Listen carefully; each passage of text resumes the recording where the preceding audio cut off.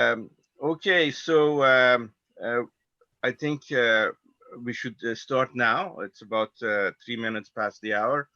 So this is a session that is part of the annual conference, the 26th annual conference of ERF. And we are very happy to be connected across the world for this particular session. We have 3 papers that are being presented. And the way I would suggest that we go is that I will introduce the speaker first. The speaker will take, if possible, around not more than 10 minutes for the presentation. And I'm also assigned as your discussant for all the 3 papers. So I will quickly read my main comments. Wouldn't take more than 5 minutes. I would like to then leave it to the presenter to respond to me, maybe briefly, because some of the questions may entail a longer answer, or they may require some time to respond to, but they may want to have a quick response. And after that, we go for the second presentation, and then the third presentation. I think it would be good to leave the Q&A to the end. But if there are people who are listening and they have some urgent question to ask a presenter, after my discussion of the paper and the author's response, we may leave just a few minutes for urgent Q&A on that particular paper. But we have only I think an hour and a half, and so we have to be very careful of how we spend it. I have the way I have allotted the time is that 10 maximum 15 minutes presentation, 5 minutes discussant, 5 minutes response, and then at the end of all the 3 papers, I have left about at least 20 minutes for the general Q&A from the audience. That way, we have enough for all of the papers, enough time for all of the papers, and also some time for the Q&A. So I would like to start with Dr. Dawi's presentation, and you have your presentation already shared.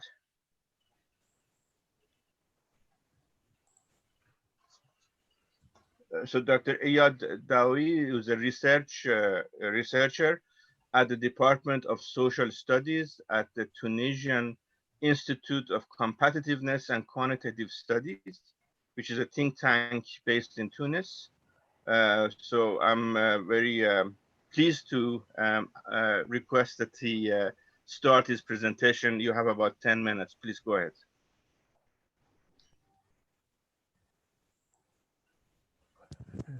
Hello, everyone. Hello. My presentation is about the contribution of e-governance or e-government to sustainable development in MENA country. The plan of the presentation, first, we will highlight the nexus between e-government and sustainable development, and among other e-governance and sustainable development. Then we move to the research design, which means methodology and the data. The third link is about the research result, the econometric side and the descriptive side. And finally, the presentation, we will highlight some policy recommendations. Nowadays, our world move in a new space following the development in information and communication technologies We speak about the open data, the big data, the blockchain, the e-services, especially after, for example, the corona pandemic, the online services such as e-health and e-education become at the forefront of the political issue and the social issues. So a question that might emerge here is how e-governance or e-government, electronic government can contribute to sustainable development, and which can achieve this aim. So as we know, all the SDGs agenda includes 17 goals, universal in nature, encompass the social, economic and environmental governance dimensions. And those goals include 169 targets. If we look to the goal 16, promote peaceful and inclusive society for sustainable development, provide access to justice for all and build effective, accountable and inclusive institutions at all levels. Here, this goal is about the importance of electronic governance, the importance of the good governance, also the institution, the lack of or the control of corruption to achieve the inclusive societies, and also for the goal 17, strengthen the means of implementation and revitalize global partnership for sustainable development. So our research is included in goal 16 and 17. We need e-government or the information and communication technologies to enhance citizen participation, to better access and quality of service, to increase the economic growth, to achieve social inclusion, and also environmental protection, transparency through open data, which means that e-government is crucial to achieve sustainable goals, either for economic, social, or environmental issues. For example, here, in more specific terms, for the economic sustainability, the e-government is important for online integrated business registration, easy property registration system, easy tax payment, employment opportunity portals. For sustainable social sustainability, as we said, the e-education, e-health services, security, community planning, service to vulnerable groups, welfare network, youth engagement, silver innovation, which means the use of ICTs and the software. For the environmental sustainability side, e-government is useful for the citizens participating, greenhouse emission, monitor energy, water consumption, green procurement, disaster management. So after this analysis, we can say the role of e-governance or electronic government is very important and very crucial to achieve sustainable development goals. For the research design, we made three main objectives for this research. First is we have three key concepts, which are e-government, good governance, and sustainable development. We will see the nexus between each other through an econometric examination. Then we will identify the key success factors which make the difference in e-government development among MENA countries. Which factor are the key success factors that make the difference between countries? And the third objective is to provide some policy recommendation to enhance the situation in our countries. Our research is made or take into account 15 MENA countries, which are Algeria, Bahrain, Egypt, Iran, Iraq, Jordan, Kuwait, Lebanon, Morocco, Oman, Qatar, Saudi Arabia, Tunisia, Turkey, and the United Arab Emirates. We drop the examination of other countries because of the war strike situation in those countries. The time period is started 2003-2018. We start from 2003 because the first e-governance survey provided by the United Nations was in 2003. You have 5 minutes. 5 minutes, Dr. Dawi. Sorry, okay. Our research method is based on review literature and regression analysis and comparative analysis. Here we will see the first model is the impact of e-government development on good governance through some variable ICT infrastructure, ability to use e-government, e-participation. The second model, we will see the impact of good governance on sustainable development. And the last model is to show or to examine the relation between e-government development and sustainable development. The measure of e-government, we use a set of variables as we see here for the three dimensions, electronic governance, good governance, and sustainable development. So as we don't have so much time to present, we move quickly. Effect of e-government development on good governance in MENA country. The key result is that e-governance development works well for the control of corruption in our country, and good governance and government effectiveness, but in a lesser extent for regulatory quality. The human capital index in MENA country does not have the expected impact when talking about the impact of e-government on good governance. The second important result is that this implies that MENA country needs more developed skills to benefit from the ICT divide.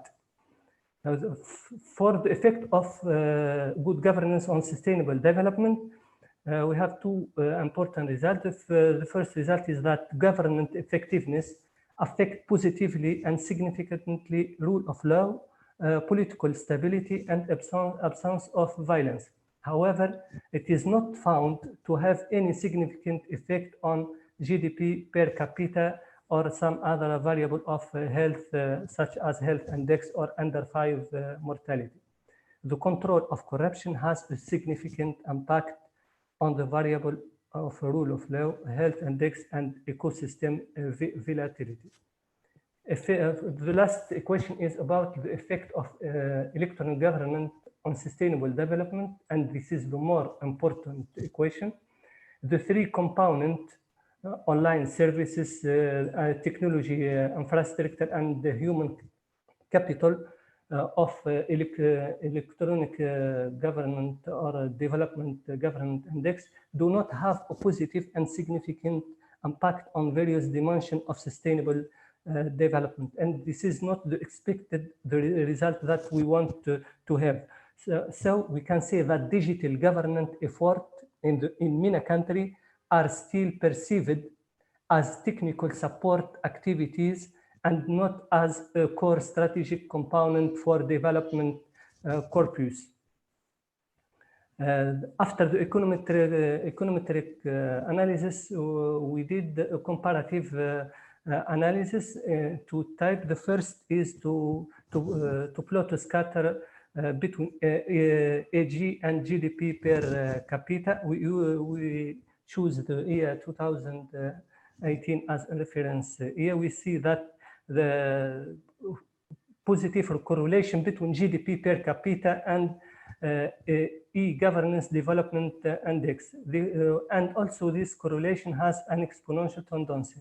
And according to this scatter plot, we can divide the country into three groups. The first, here the Gulf country and Turkey, in a lesser extent Tunisia, Iran, Lebanon, and the other countries such as Iraq, Algeria, Egypt, Morocco, and Jordan have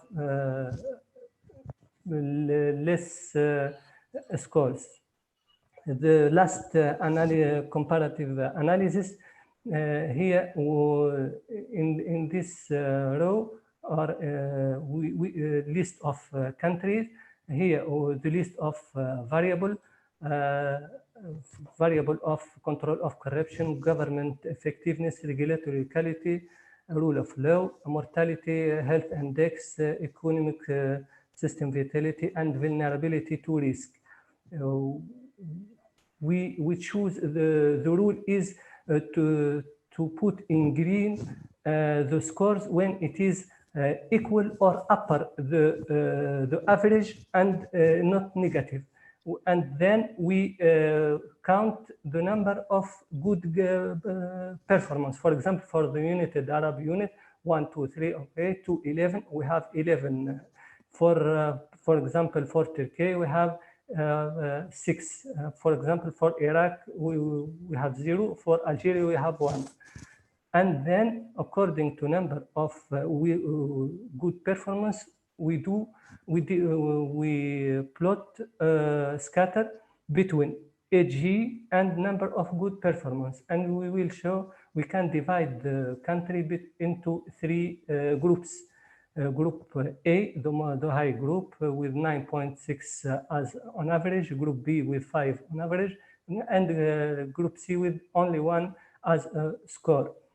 Here we can see that Kuwait, for example, a rich country with high level of GDP per capita, is not included in the higher group. We can say that to achieve a high level of electronic government development index depend not only to GDP, may depend to the number of good performance. This scatter plot also show a positive correlation between AG and good governance, good performance and good governance and sustainable development. The last here slide is about some policy recommendation. First,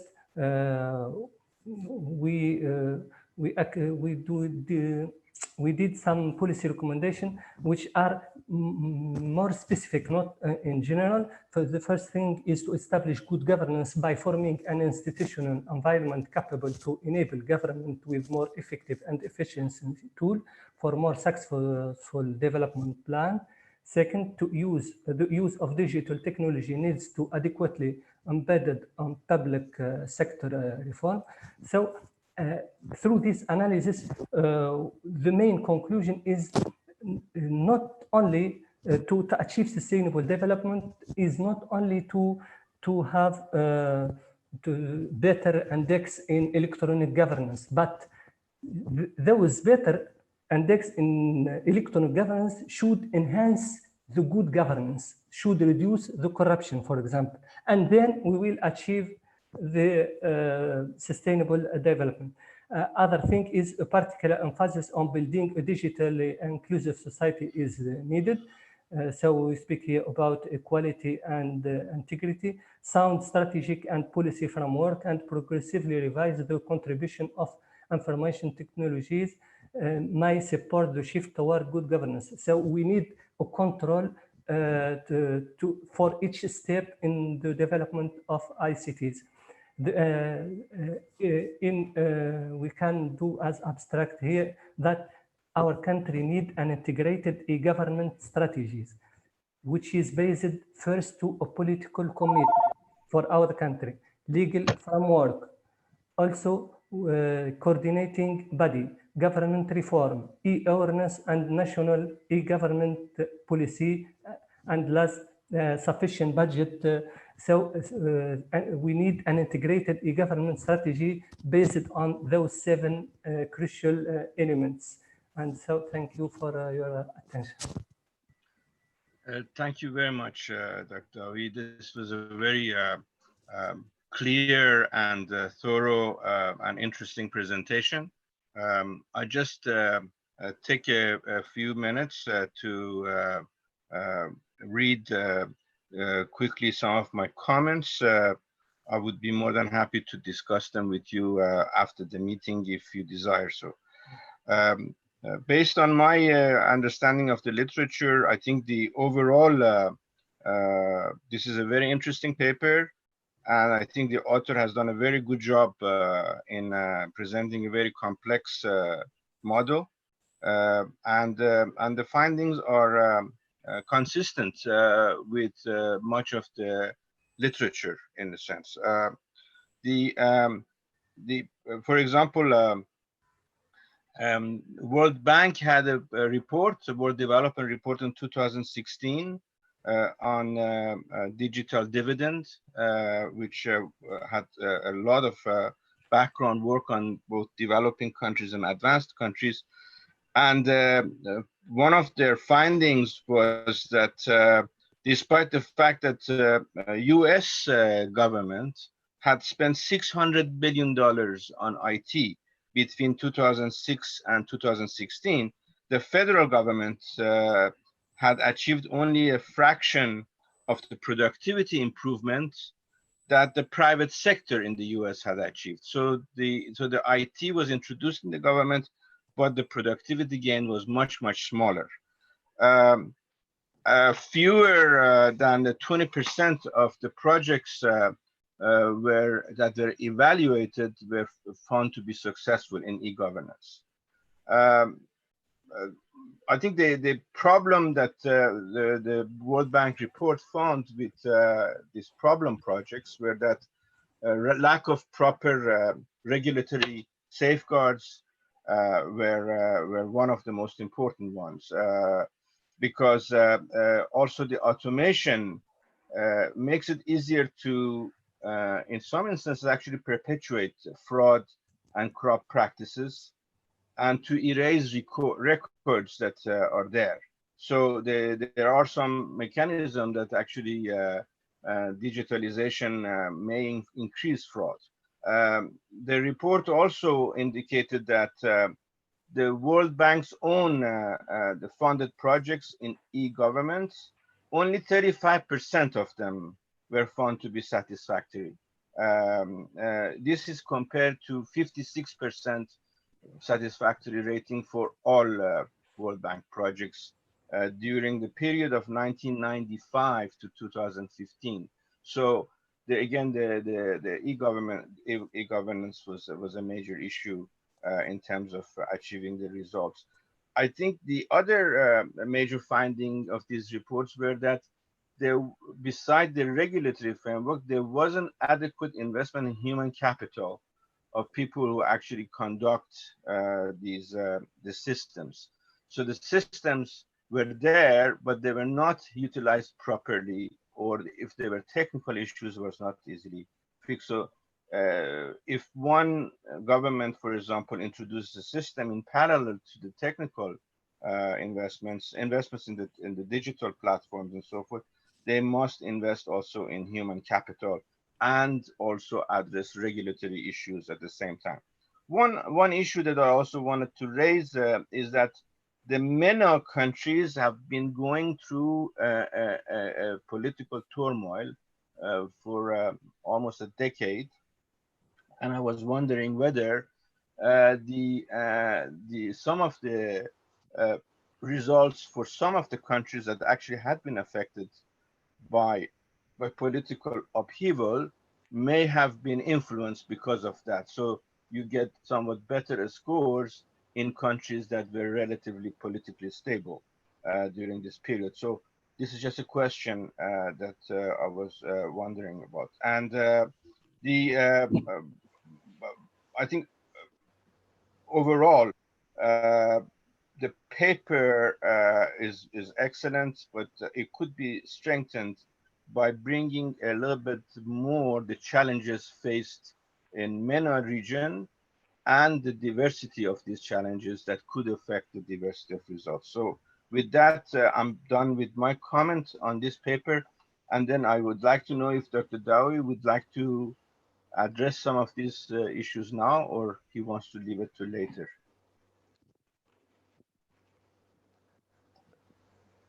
Okay. So you speak about the issues that our country faces nowadays. Some challenge. Yes, some challenge is the lack of adequate, for example, information and technology infrastructure, and also the lack of a political commitment for this. So the implementation of information and communication technologies was done just to increase some index, not to the aim of achieve, for example, sustainable development goals. And through the paper, we show a conclusive impact of electronic governance to some or to the majority dimensions of sustainable development. So the main recommendation here is to that if we look to our situation, economic or social situation, like the pandemic, if we imagine another pandemic that emerge, we will need. It is not a choice; it is an obligation to improve the online services and the infrastructure digitalization. But this is not sufficient.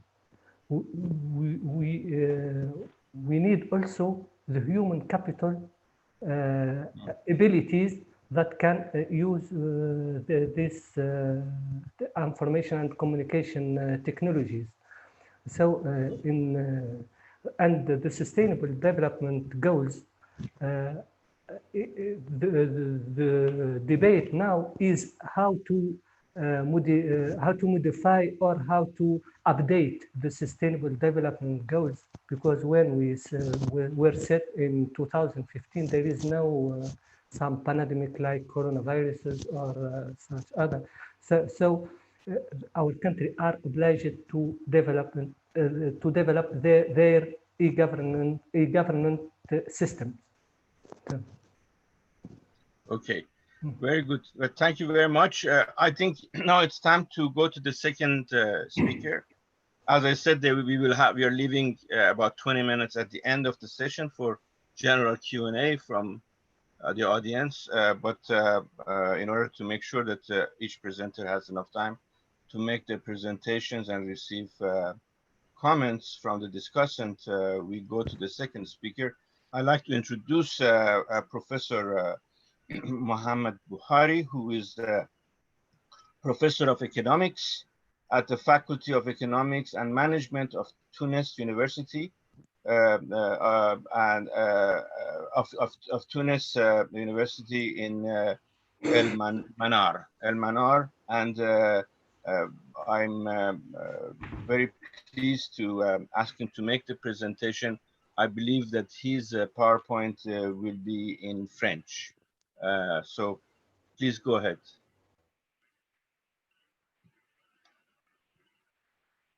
I think you are on mute. You have to unmute. Professor Buhari, you have to unmute.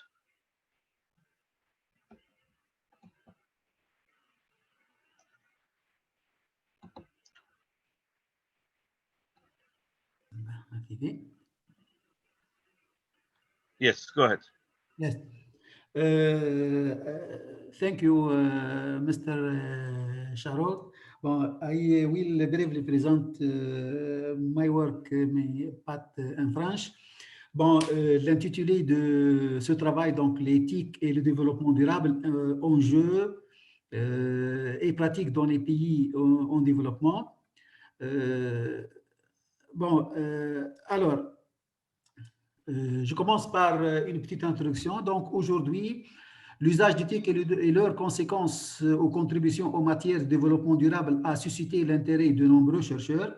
Bon, si dans les pays développés, les recherches s'intéressent surtout à l'étude du rôle positif et négatif joué par l'éthique pour les 3 piliers de développement durable qui sont donc le pilier social, économique et environnemental.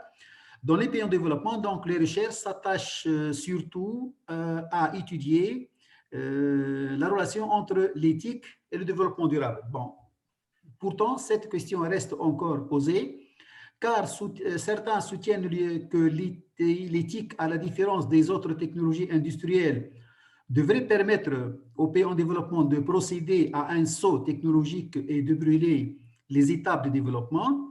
D'autres considèrent que cet optimisme sur le rôle joué par l'éthique doit être tempéré dans le sens où les possibilités offertes par l'éthique pour le développement durable sont fortement conditionnées par le niveau d'équipement d'éthique et par le niveau de compétences et les capacités d'organisation. Donc, l'objectif de ce travail est d'étudier les liens entre la densité d'éthique et les divers usages qui lui sont induits et le développement durable. Plus précisément, notre travail consiste en une étude empirique sur la nature de la relation entre l'éthique et le développement durable. Bon, en se basant sur la littérature économique, il y a 4 approches. Une première approche qui avance l'hypothèse de l'offre, où la pénétration d'éthique est une condition préalable au développement économique. Une autre approche avance donc l'hypothèse de la demande et considère que les pays qui connaissent une croissance économique plus élevée ont tendance à augmenter leurs dépenses d'éthique. Une troisième approche avance l'hypothèse de rétroaction, c'est-à-dire qui soutient que l'éthique peuvent compléter et approfondir l'impact de la croissance économique. Une quatrième école donc avance l'hypothèse de l'absence de lien de causalité entre l'éthique et le développement durable. Donc cet article contribue à la littérature concernant ce sujet qui est peu traité dans les pays en développement. Notre analyse porte sur 19 pays en développement. Donc, il y a des pays de MENA et pays de l'Afrique, La période d'étude est celle de 2000 à 2017. Les variables retenues sont l'éthique et le développement durable. Le modèle utilisé, donc, c'est un modèle vectoriel à correction d'erreurs. Bon, le développement durable est mesuré par un indicateur qui s'appelle le DHS, indicateur de développement humain soutenable, et le développement d'éthique est mesuré par un indice qui s'appelle l'info étatique. Bon. Alors, l'IDHS comprend 4 indicateurs, indice de santé, indice éducation, indice revenu, pondéré par un indice de vulnérabilité économique et un indicateur de performance de l'environnement. Alors, on peut constater ici à travers l'indice de vulnérabilité économique que certains pays, même s'ils sont exportateurs de pétrole, ils sont plus vulnérables, tels que par exemple Qatar, Nigeria, Ghana, Koweït. Donc, ce sont, je peux prendre le Koweït, Qatar et Iran. Donc, ce sont des pays exportateurs de pétrole. Plutôt, ils sont donc des pays qui sont plus vulnérables. Donc, les moins vulnérables, on peut trouver donc la Turquie, la Tunisie, l'Égypte, de même donc la Jordanie. Ce sont des pays qui sont moins vulnérables donc sur le plan économique. Alors, le calcul de l'IDHS nous a permis donc de distinguer entre 2 groupes de pays.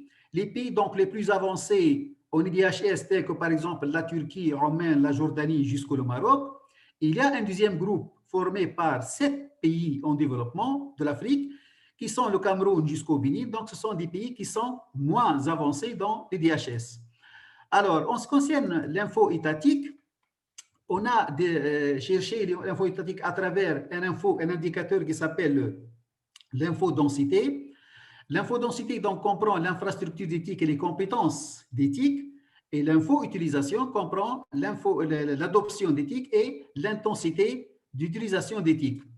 Alors, nous avons aussi calculé l'info-utilisation et l'infodensité. Toujours, on garde le même classement des pays. Les 7 pays les moins avancés dans l'IDHS aussi se trouvent moins avancés dans l'info-utilisation et l'infodensité. Et les 12 pays qui sont avancés dans les DHS aussi sont avancés dans les indices info-utilisation et info-densité. Alors, puis, nous avons classé les pays suivant l'IDHS et le niveau de l'info étatique. Toujours, on trouve qu'il y a, le premier groupe comprend les 12 pays de MENA, à part donc l'Afrique du Sud, et on trouve dans le deuxième groupe aussi les pays qui sont moins développés, les pays de l'Afrique, tels que par exemple le Sénégal, Ghana, le Cameroun, Côte d'Ivoire, Nigeria, Bénin et Angola. Donc, ce sont des pays caractérisés par un IDHS moins élevé et aussi un niveau d'info étatique aussi moins élevé. Donc, nous constatons qu'il existe, que la relation entre l'éthique et le développement durable existe, mais on va approfondir ce constat sur l'échantillon de 19 pays.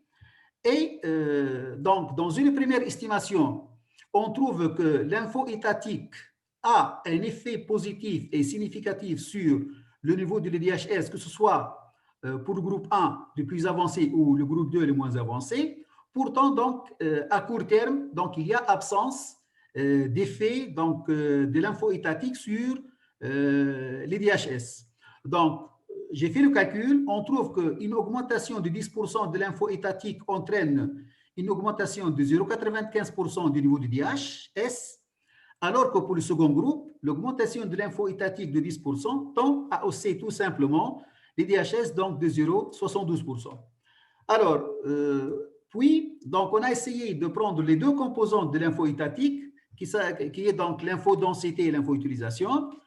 Nous avons remarqué que les deux indices, infodensité et info-utilisation, affectent positivement les DHS, le niveau de développement, alors que pour le groupe 2, c'est tout simplement l'infodensité qui a un effet positif et significatif sur le niveau de l'IDHS. Pourtant, toujours, donc, on parle d'un effet de long terme et l'absence de l'effet de court terme. Alors, donc, on a aussi passé à un test de causalité entre l'IDHS et l'info étatique. Nous remarquons que l'info étatique donc, cause l'IDHS, que ce soit pour le groupe 1 les plus avancés ou le groupe 2 le moins avancé, mais avec un décalage de temps de 3 ans. Au sens inverse, l'IDHS peut causer aussi l'info étatique, mais avec un décalage temporel de 4 ans.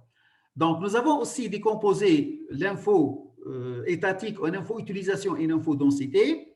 Nous remarquons que pour le groupe 1, les plus avancés, au niveau de notre échantillon toujours, donc l'info-utilisation et l'info-densité causent les DHS avec un retard d'une année, mais pour le groupe 2, donc l'info-utilisation cause les DHS avec un retard de 3 ans et l'info-densité donc cause les DHS avec un retard de 4 années.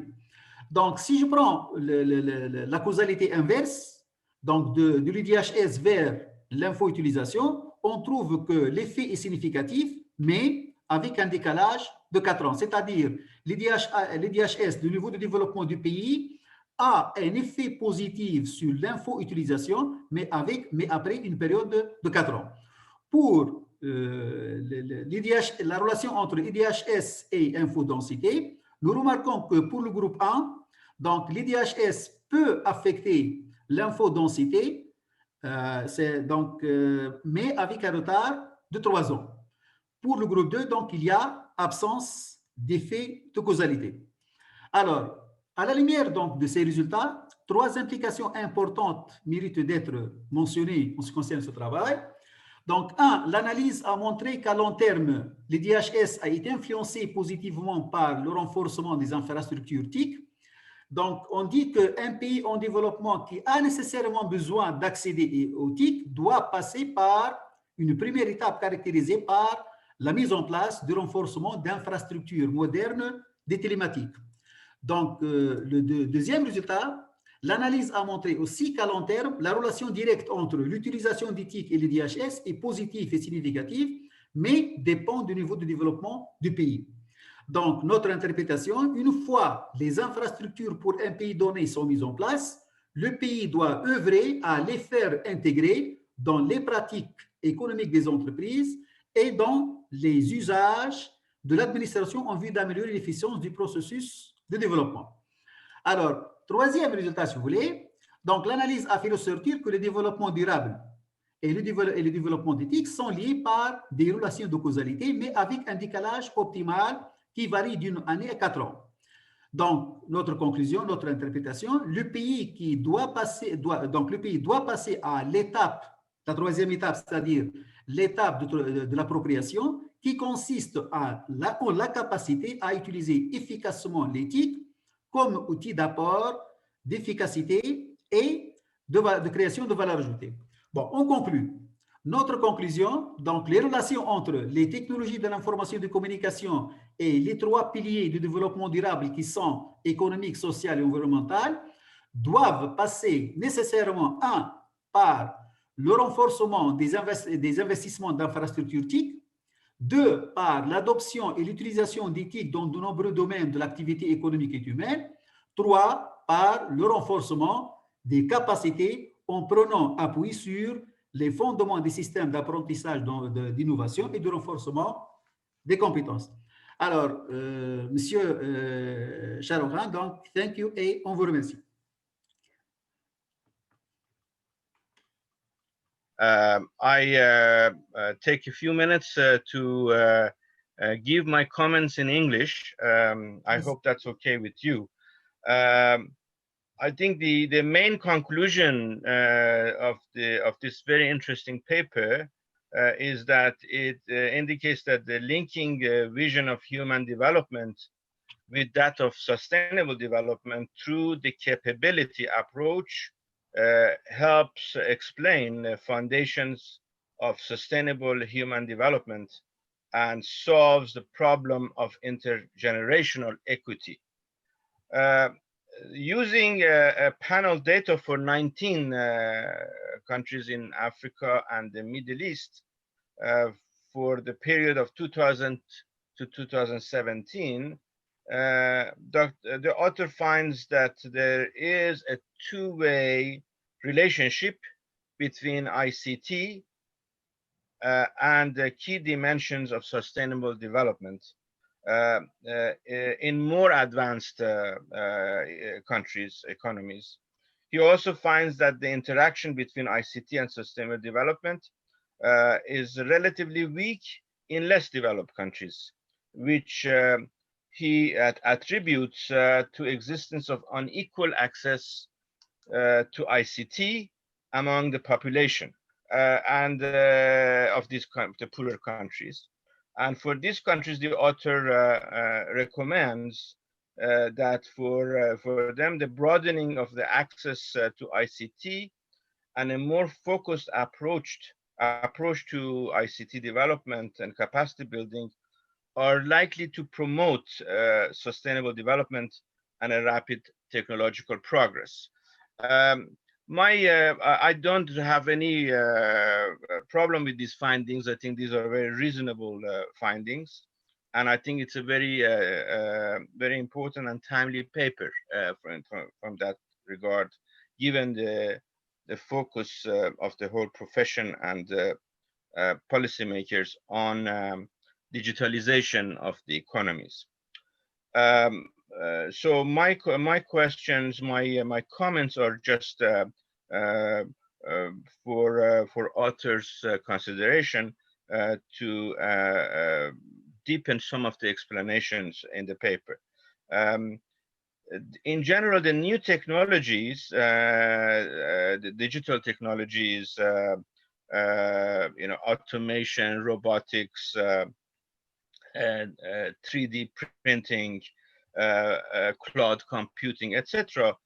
These are technologies that are revolutionizing economies and at the same time also disrupting the labor force, labor markets, because these technologies are labor saving in general and also very skill biased.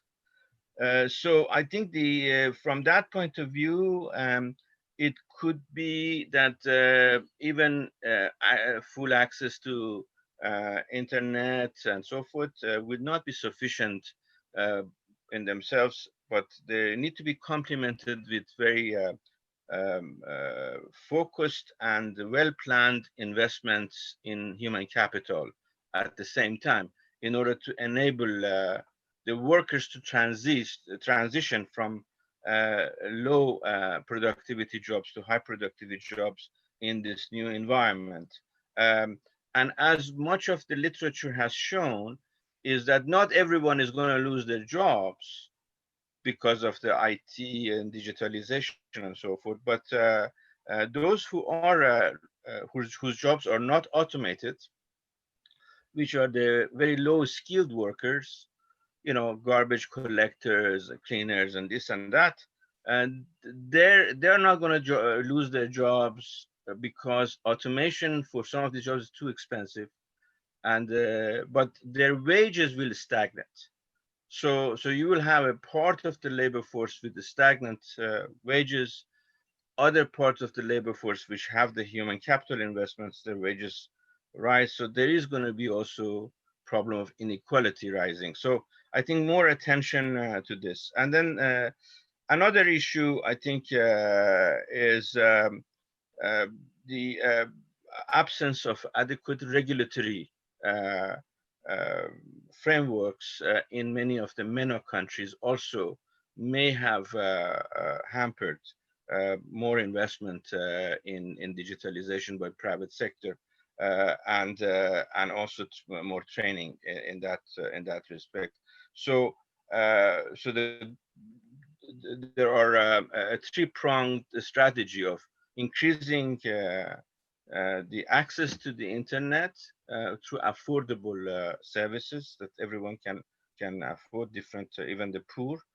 Second, improvements in regulatory environment, and very aggressive investments in human capital, but also strengthening the social safety net for those people who lose their jobs in between training and transiting to new, in order to prevent sharp increase in poverty. So this is just my comments, and I would like to find out whether Dr. Buhari would like to respond. You have about 5 minutes to respond.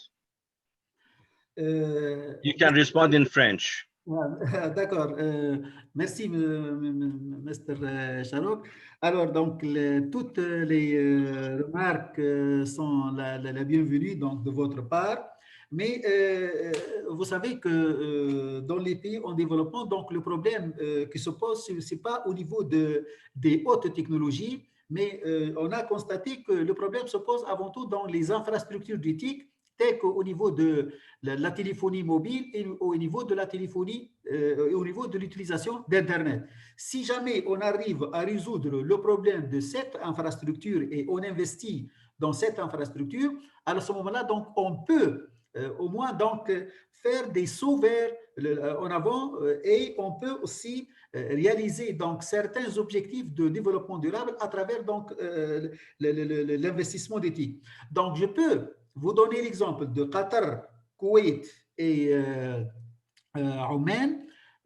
Donc, ce sont les trois pays qui ont largement investi dans les investissements d'éthique, mais au niveau des besoins, donc, ils ne sont pas encore arrivés à utiliser toutes ces infrastructures. Donc, il y a un investissement assez élevé, mais il y a une utilisation qui n'est pas assez importante.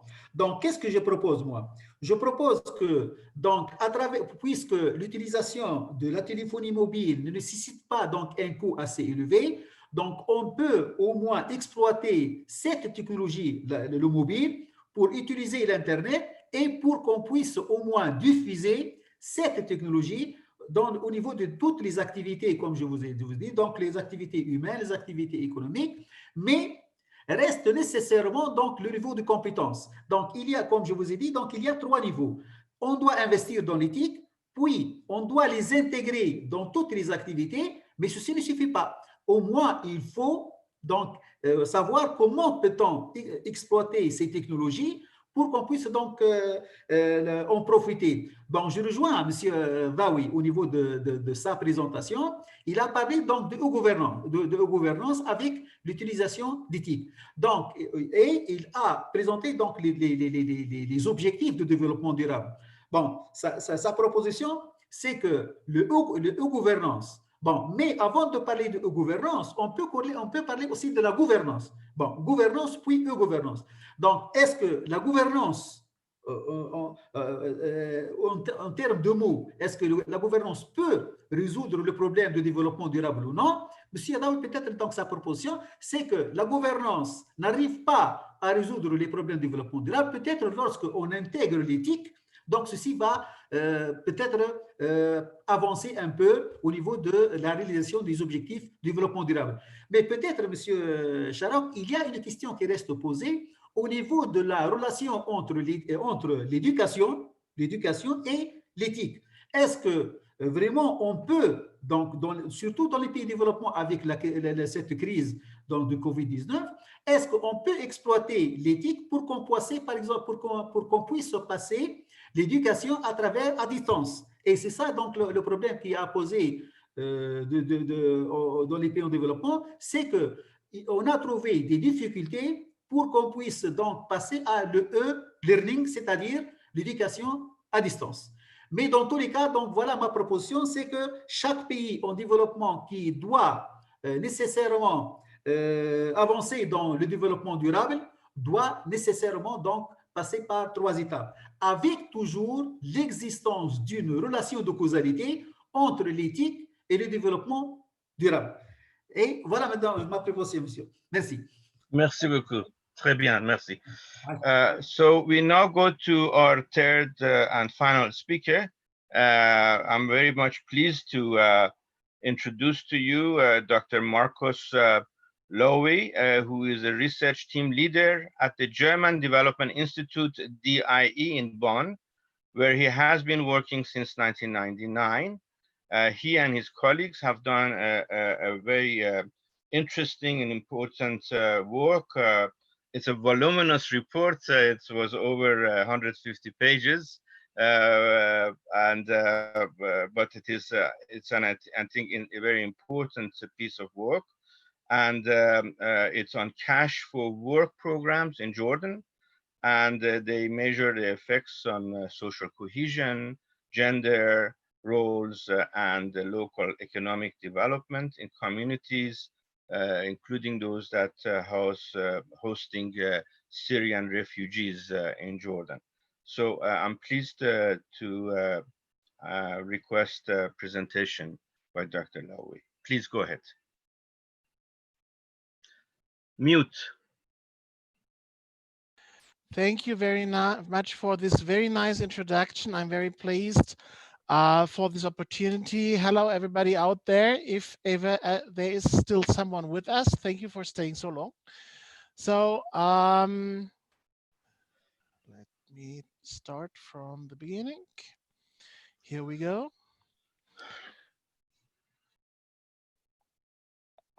Okay. So as said already, this is a research on cash for work programs in Jordan, the effects on social cohesion, gender roles, and local economic development in communities hosting Syrian refugees. And it has been done by 6 researchers from the German Development Institute, DIE, last year in February through April 2019. So I don't know whether you see the upper one or the lower one of my screens. Has it changed? Yes, I think so now. So the starting point for our research was that we have realized that there's now in the meantime a lot of research out on cash for work programs in countries that are more stable than Jordan is. And if well-designed, these studies find that the instruments can be quite effective because these instruments have a double dividend, which is poverty reduction through the provision of wage and employment to poor and vulnerable households and the provision of important infrastructure, such as rural roads, sanitation, irrigation networks, or school buildings.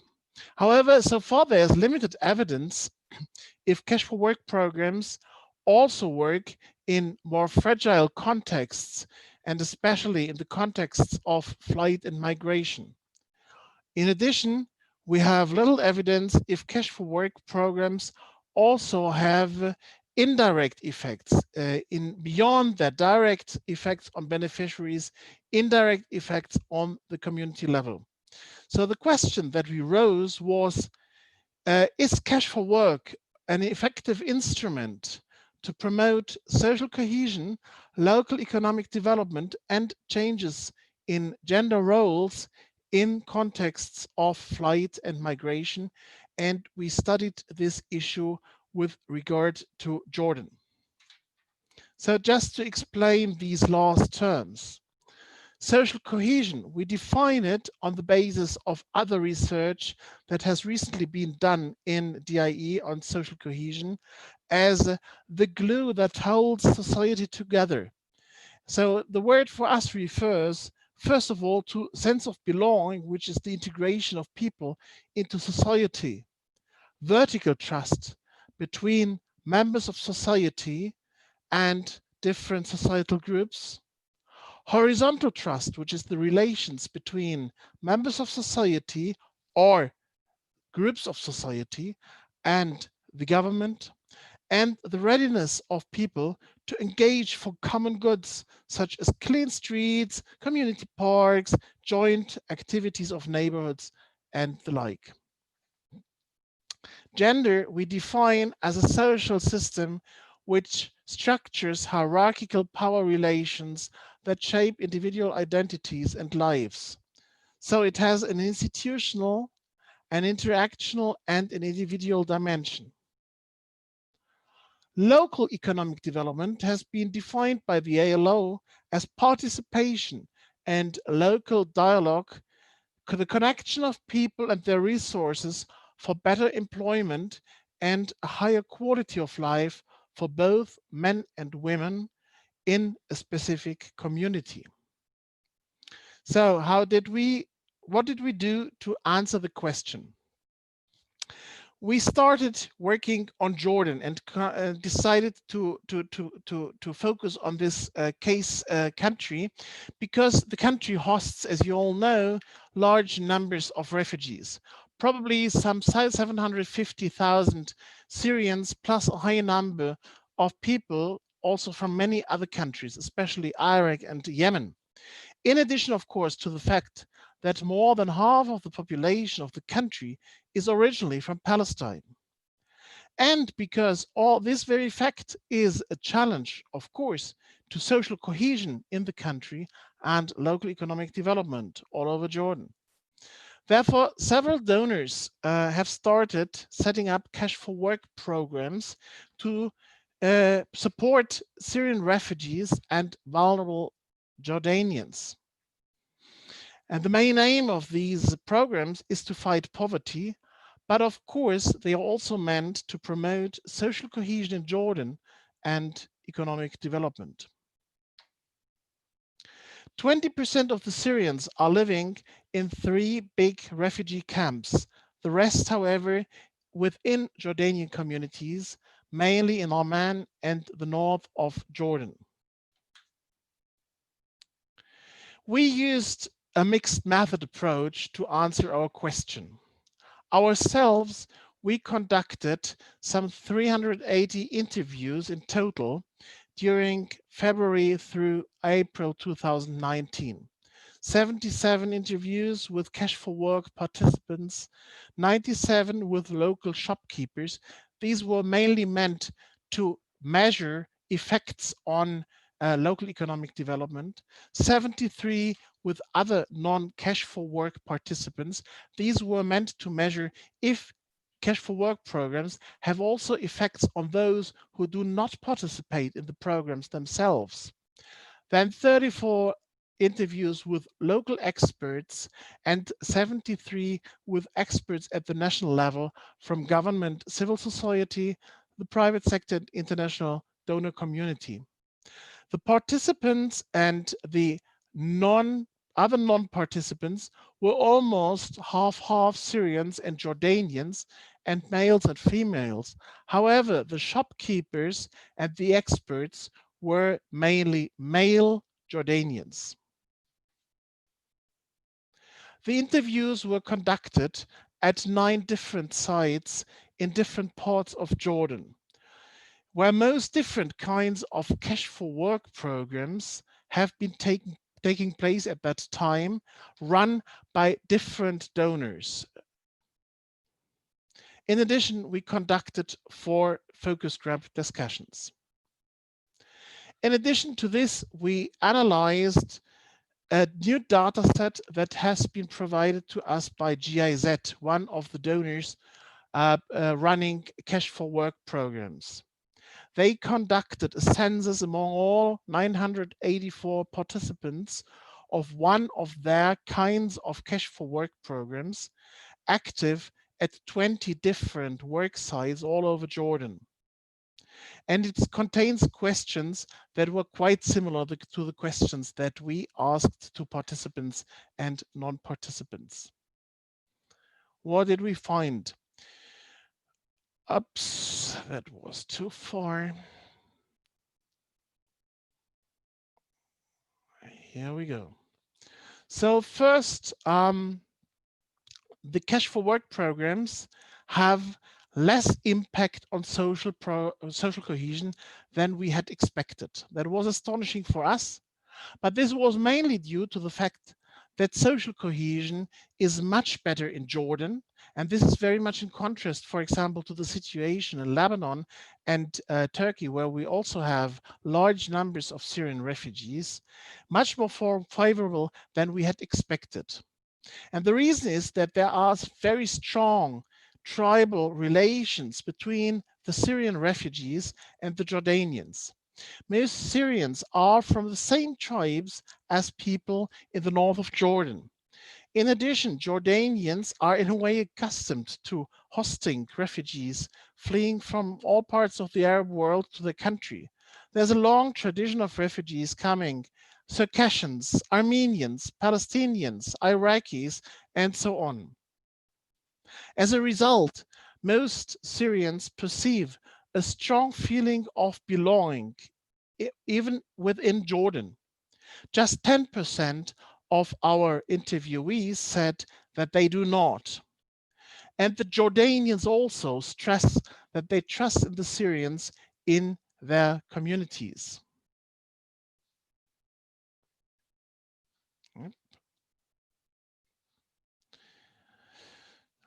Again, it doesn't move as it should.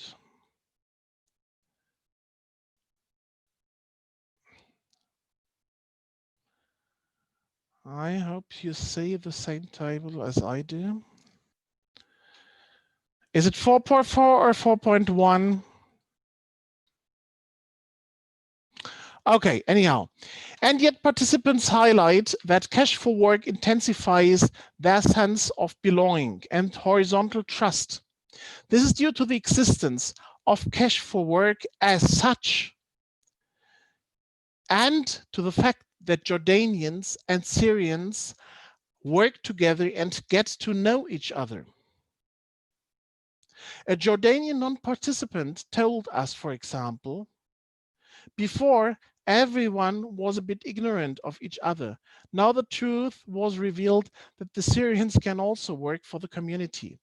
So the programs were seen as a chance that both the locals and the Syrians were engaging for the common good.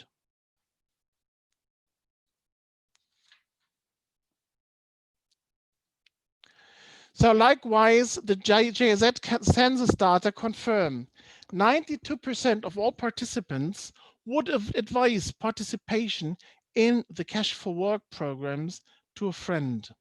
And 86% made new friendship with people from the respective other nationality.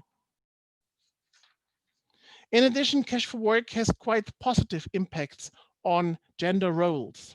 Most interviewees told us that they consider cash for work as a safe work environment for women. And this was the response by males and females. Moreover, cash for work even seems to change gender roles. Women overcome their skepticism to do work outside houses and to overcome what many people have called the shame culture. women start accepting inadequate jobs, such as, for example, in waste projects, which they used to reject before. However, it's not safe that this change in acceptance is sustainable, or at least not fully sustainable, because it is due to the economic stress of many families and the fact that female participants have a higher chance to get accepted in cash for work jobs. So families just send females to these jobs because there's a higher possibility of acceptance.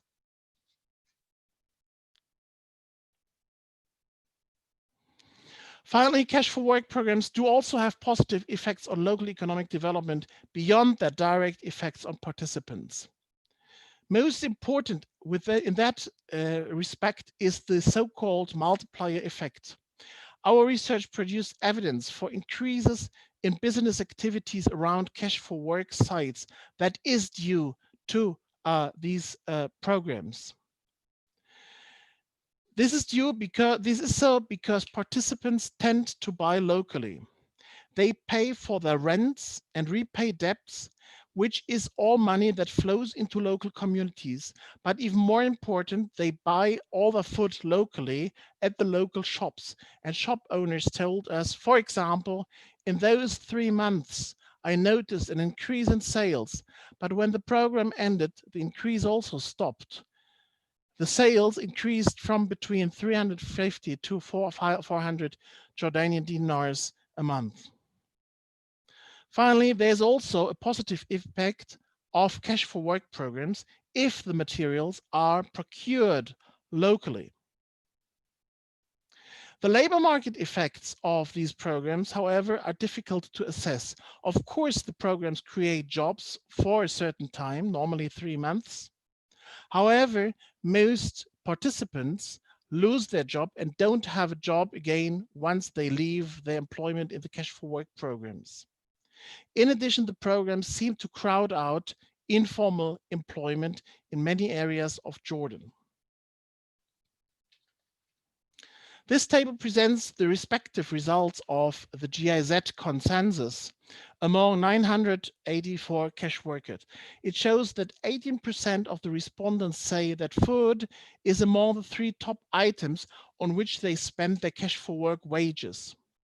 All the food spending, of course, goes into the local community and has thus multiplier effects. Other top spending items are house rent, debt repay, pay of open bills and transportations. And most of this money is also spent on items and so goes locally and has thus some local multiplier effect at least. What can we draw from these findings? We conclude that cash for work can also work in less favorable settings, such as in the context of flight and migration, where cash for work can produce a double dividend as well, generate wage and employment for poor households, and create useful infrastructure. In addition, cash for work can have 3 very important indirect effects on the local community that future planning should take into consideration. Cash for work can promote social cohesion by reconciling different segments of the population, for example, by integrating refugees, as long as it is well designed, such as in the case of Jordan. It can help, in particular, women who suffer disproportionately by displacement. And it can change gender roles if women are hired for jobs that they normally don't do. And cash for work can contribute to local economic development through multiplier effects. In comparison to, for example, unconditional cash transfer programs, of course, cash for work has 2 big disadvantages. It causes additional costs for the purchase of building materials and the planning of work schemes. And it is very often detached from other social protection schemes, such as in the case of Jordan, because all of these programs are run by donors rather than the national government. On the other hand, cash for work has 3 big advantages. It creates useful infrastructure in contrast to unconditional cash transfers. It has stronger effects on social cohesion because people from different societal groups work together on the same projects. And it has an effective self-targeting mechanism which reduces the costs and failures of other forms of targeting. Thank you very much for your attention.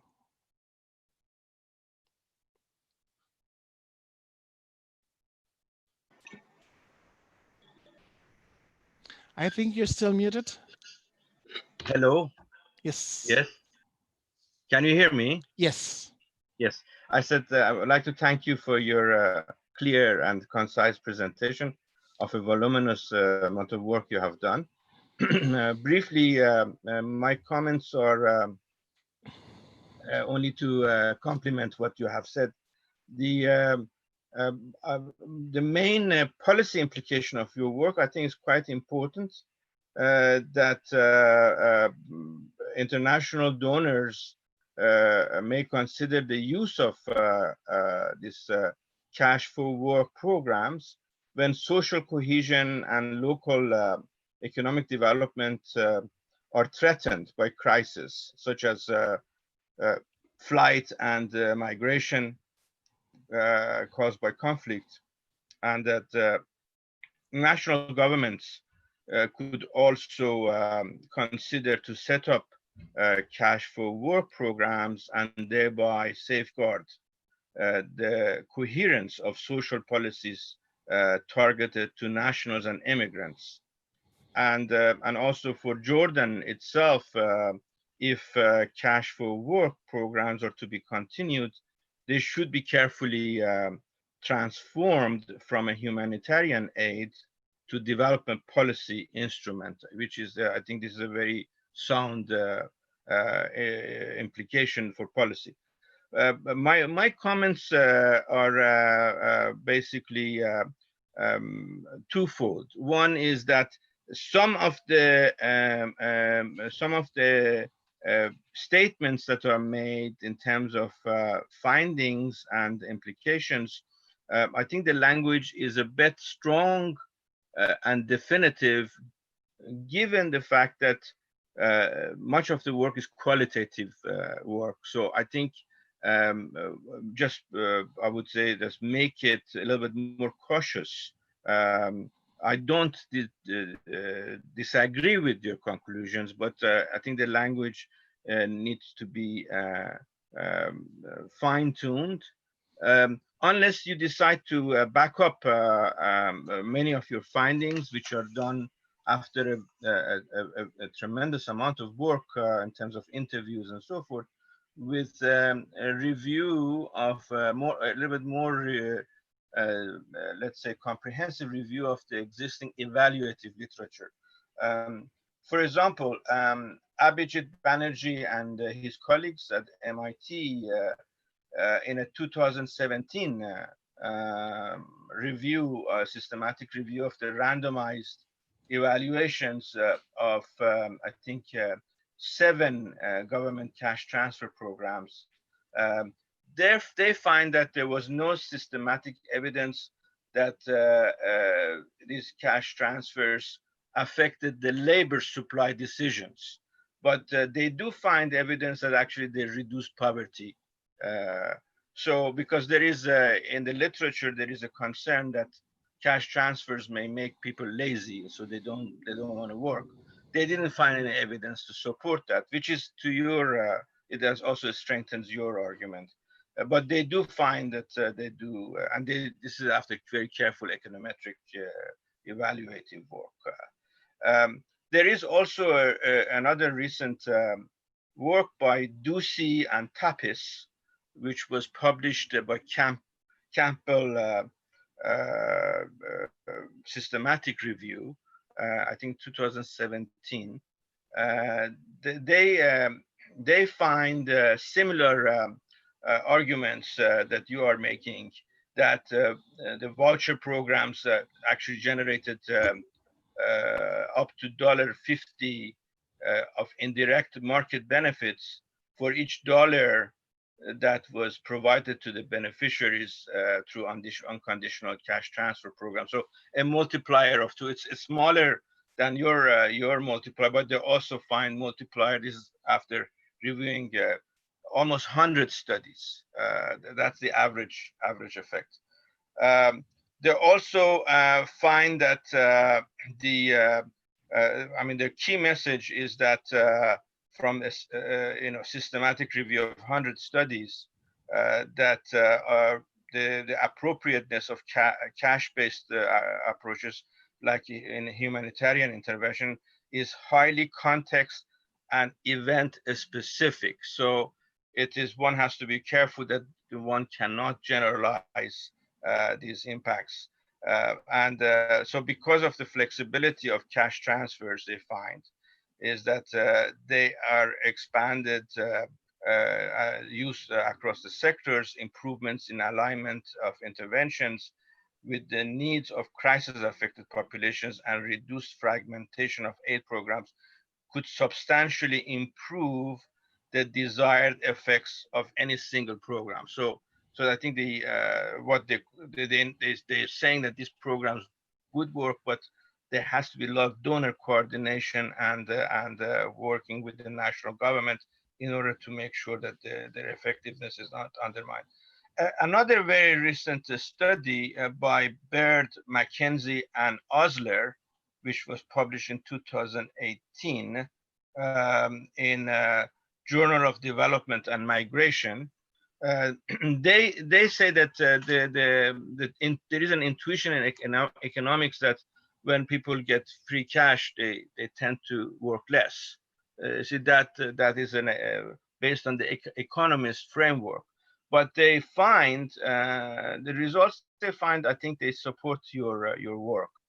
The overall findings, very sophisticated statistical work, confirms that cash transfers are made without an explicit employment focus, such as conditional and unconditional transfers, do not lead to any measurable change in adult labor supply, except for transfers that are made to the elderly and to refugees, who tend to reduce work. However, they also find that the transfers made for job assistance, setting up business, and so forth, have actually a very positive impact on labor supply.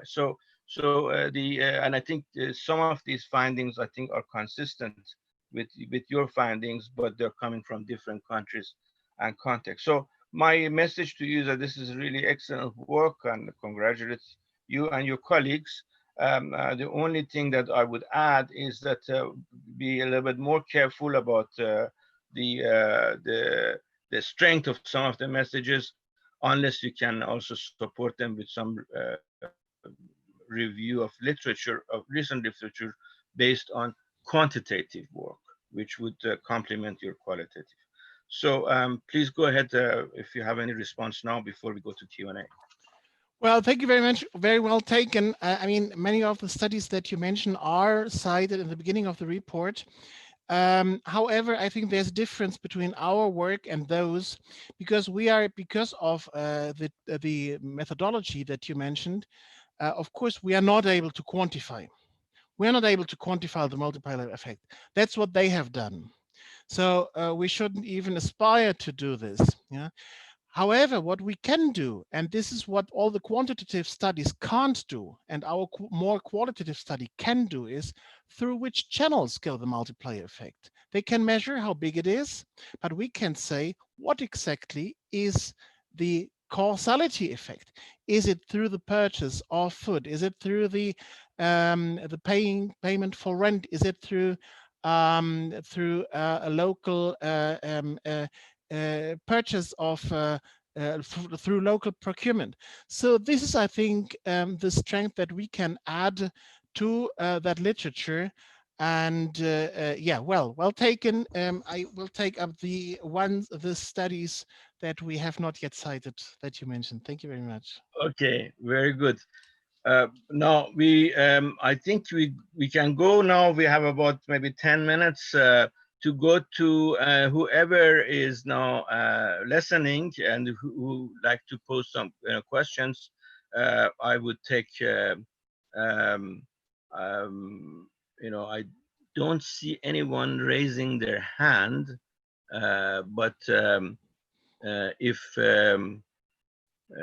maybe Dr. Shireen, if you are listening, maybe if you have any questions.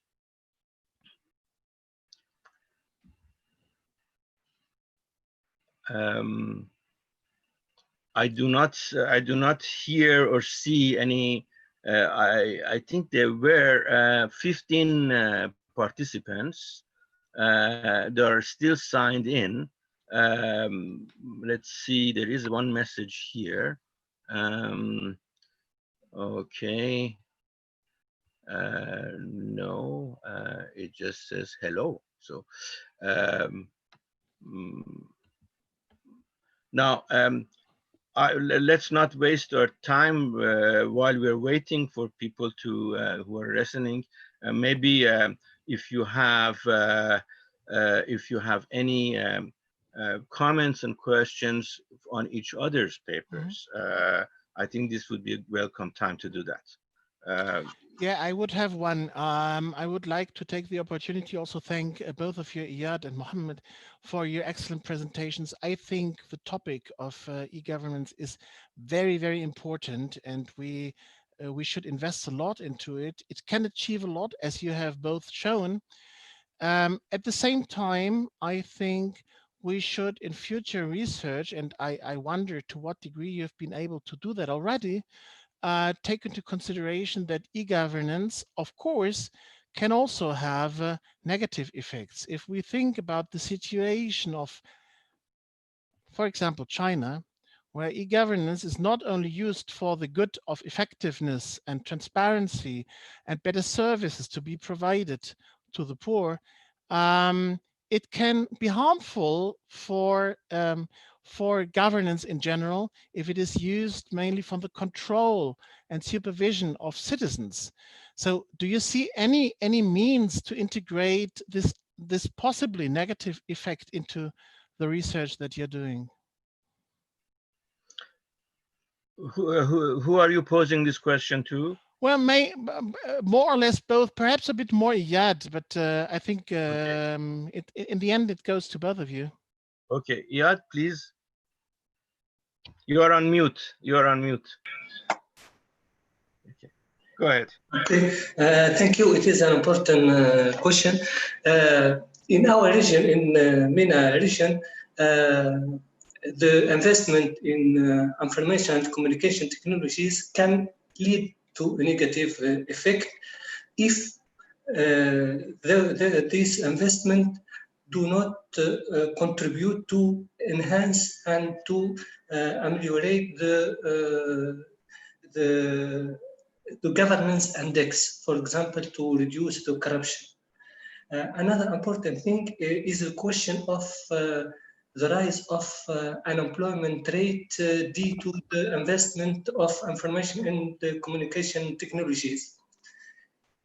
According to some statistics from the International Organization of Labor, it shows that about 60% of the actual jobs will disappear in the next few decades due to the automation and the digitization, but which is the more important issues in our region is the education system. Is it well prepared to this change or not? The actual situation, our education system are not well prepared. Our education system prepare future graduates only for some conventional and well-known jobs. So the solution consists in changing the good reform or in the education system, so we can reduce the unemployment rate in the future. Yes, yes, I think that's a very good point. Mm. Professor Buhari, would you like to say something? So You are on interchange. mute. Yeah.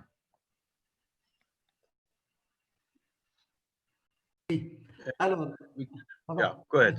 Alors, donc, je parle à Monsieur Marcos et Monsieur Dawi. Bon, pour Monsieur Marcos, vous savez que dans certains pays de MENA, tels que le pays de Golfe, où je rejoins donc Monsieur Dawi, donc il y a des pays de Golfe qui ont largement investi dans l'éthique, mais qui ça ne colle plus, ou qui n'est pas, cet investissement n'est pas compatible avec les besoins de la population. Donc, il y a des investissements assez importants en TIC, mais il n'y a pas d'utilisation. Et en plus, outre qu'il n'y a pas d'utilisation, aussi il n'y a pas de compétences. C'est-à-dire, on ne peut pas, donc, il faut jouer sur le niveau d'éducation pour qu'on puisse en profiter de l'utilisation des TIC. Voilà donc la question qui se pose. Donc, il y a une question assez importante de M. Marcos qui a parlé de la Chine. Bon, est-ce que c'est un paradoxe? Est-ce que c'est l'exception? Où je trouve un pays où il y a donc de la dictature en Chine, mais qui donc toujours enregistre un niveau de croissance économique assez élevé. Mais il faut faire attention dans les pays Chine. Donc, il y a un problème qui se pose, c'est que donc il y a une différence entre la croissance économique et le développement durable. Donc, en Chine, il y a une croissance économique assez importante, mais il y a un problème de l'environnement. On ne respecte pas l'environnement dans ce pays. C'est pour cette raison, peut-être donc, le problème maintenant provoqué dans tous les pays du monde est venu à travers ce pays qui est donc la Chine, donc le Covid-19. Donc, c'est un problème qui provient de la Chine. Donc, c'est pour cette raison, donc, le PNUD parle depuis des années, depuis donc 1987, parle de la compatibilité entre le pilier social, le pilier environnemental et le pilier économique. Donc, dans les pays où il y a de la dictature, on peut réaliser une croissance économique importante, mais peut-être donc ça touche et ça ne protège pas l'environnement. Dans certains pays de Golfe, il y a un problème qui se pose, peut-être M. Dawi il l'a évoqué, c'est qu'il y a une mauvaise répartition de la richesse. Donc, et ça pose un problème au niveau de ce qu'on appelle donc la gouvernance. Est-ce qu'on peut appliquer la gouvernance dans un régime où il n'y a pas de la démocratie? On parle tout simplement de la dictature et on parle donc de la marginalisation d'une grande partie de la population. Monsieur Charo, merci. Thank you. Yes, dear Professor Marcos, do you have any, Dr. Marcos, do you have any comments on this last? Well, a small one. You mentioned the economic goals, or you said economic product. The environmental and the social is always a pity that we neglect a little bit the fourth dimension of development, which is the political. Yes, yes, yes, yes. Well, I think my sense is that COVID-19 has done two things aside from the disaster that it has caused, but it has accelerated digitalization in those countries that have had a good platforms already. You know, they were more advanced. So it's actually it has helped tremendously to continue some of the economic activity and interactions among people. But at the same time, I think it has increased inequality further, because the virus has, of course, affected the labor force, and those who were not very well connected through digitalization have been affected even worse. So in a sense, it has intensified the process that already was in play, increased inequality and increased digitalization at the same time. And I think this is brings this issue of universal basic income to the fore. I mean, it's really getting the social safety nets updated for the 21st century. That otherwise we are going to face continued social and political conflicts in the coming decades. Because of this increased inequality, and also the investment in human capital is of great importance, because otherwise the next generation is going to perpetuate these the inequalities that we're already facing. But with proper education and also investments in digitalization, at least everyone will have a less unequal opportunity. Now, it's difficult to say equal opportunity, but at least less unequal opportunities. Very good. So I think we have come to the end of our session. I would like to thank the speakers. I would like to thank the ERF, and I would like to thank the audience who have been patiently listening to us. Unfortunately, we didn't hear any questions from them, but through ERF, you can send questions to each of the authors and also to me if you wish in the coming days. With that, thank you very much, and wish all of you health and safety in the coming weeks and months. Bye-bye. Thank you very much for very gentle moderation. Thank you. Thank you. Thank you. Bye-bye.